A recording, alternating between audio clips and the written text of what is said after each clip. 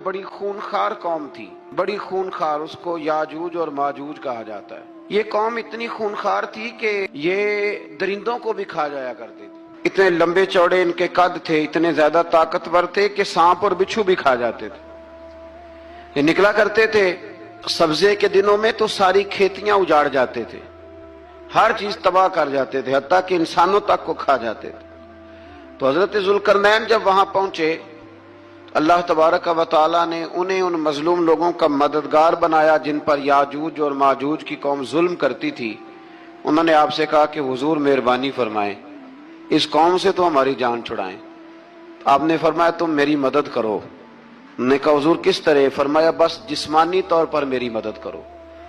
تو آپ نے پھر وہاں ایک دیوار بنائی، ایک دیوار لوہا کاٹ کر، سیسا پگھلا کر، پتھر ڈال کر ایک بڑی موٹی تازی دیوار بنائی، اور اتنی اونچی بنائی، اور پھر اس کے چاروں جانب آگ جلائی تاکہ وہ لوہا اس طرح پگھل جائے کہ وہ دیواروں کے ساتھ چپک جائے، تاکہ کوئی آدمی پیر رکھنا چاہے تو پیر رکھ کے اس پہ چڑھ نہ سکے۔ آپ نے وہ دیوار بنائی۔ اب اس قوم کا حال یہ ہوا کہ وہ اس کے اندر قید ہیں، وہ صبح جب اٹھتے ہیں تو اس کو توڑنا شروع کرتے ہیں،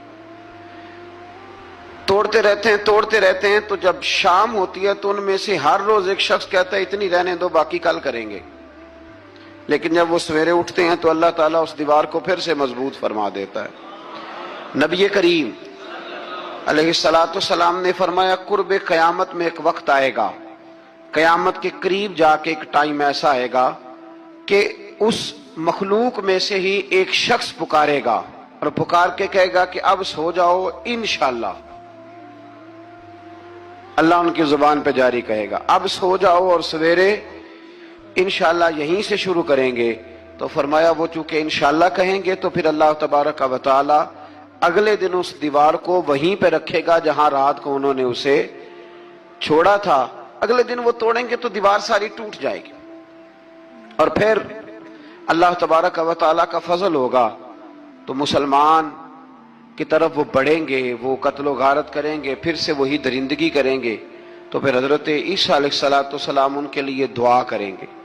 تو دعا کا یہ حال ہوگا کہ ان کے وجود پر کچھ ایسی چیزیں برآمد ہوں گی جن کی وجہ سے وہ مر جائیں گے، ختم کر دیے جائیں گے، قیامت کے قریب جا کے وہ دوبارہ آئیں گے۔